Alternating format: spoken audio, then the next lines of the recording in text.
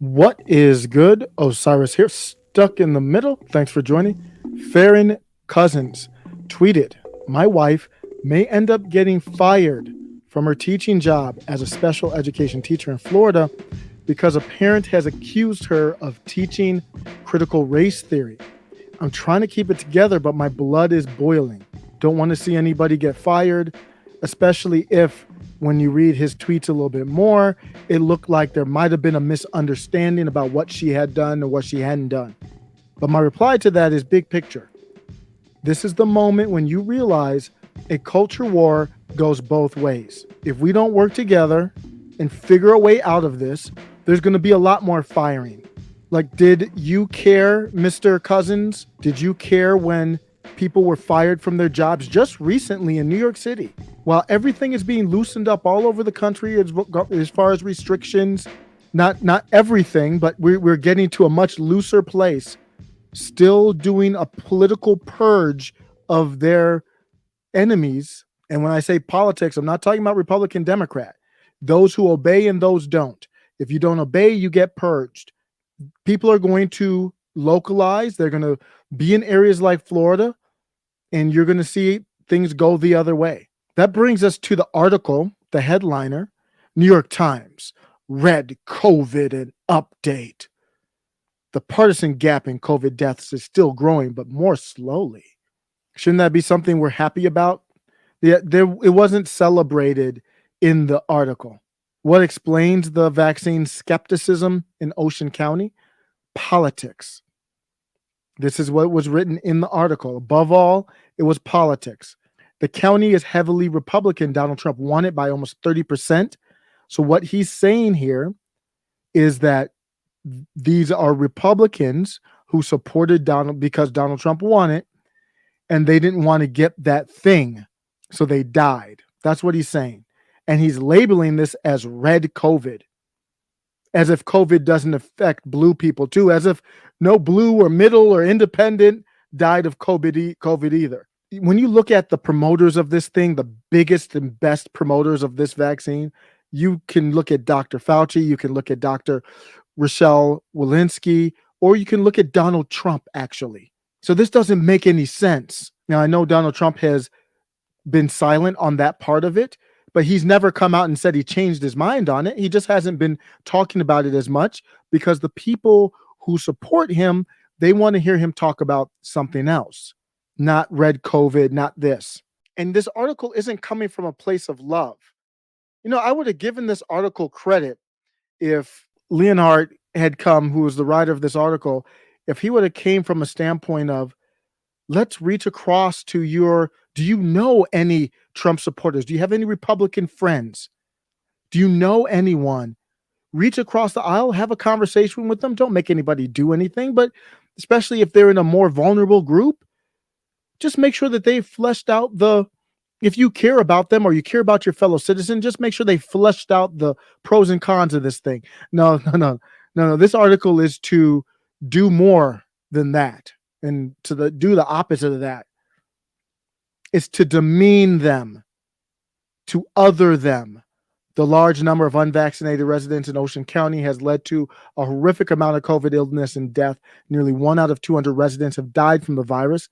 That is worse than the toll in Mississippi, the U.S. state with the largest amount of COVID per death per capita, and worse than any other country except for Peru. This is a graph. This is going to be hard to see, but the red are counties that Trump won by 70% or more, and you see that there's more cumulative deaths per capita.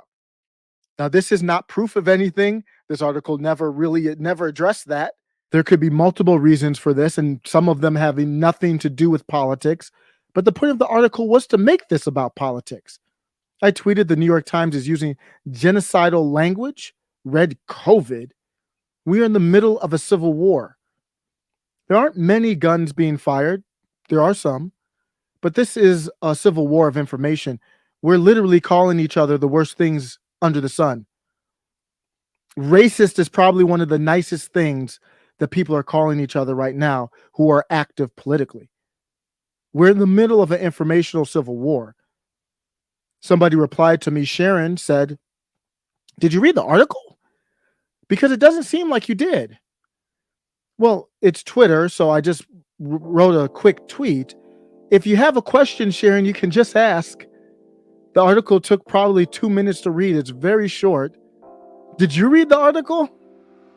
I think it might have went over your head. Let me help you.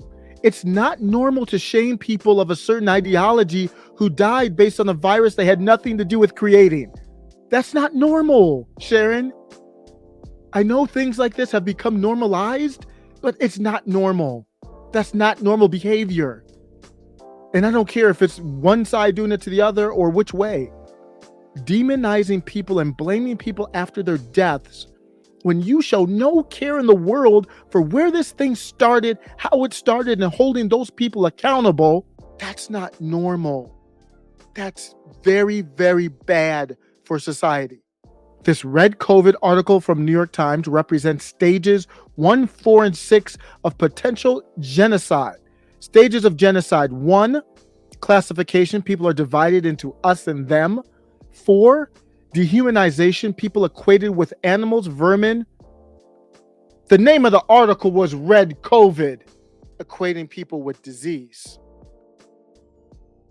Didn't mention blue COVID, libertarian COVID, in the middle COVID. Number 6, polarization, the government broadcasts propaganda to turn the populace against the group. You're the ones dying. You're the ones clogging up the hospital. You're the ones that we need to deal with. What does that look like in the end? Looks like Mark Elias. It takes us to political genocide.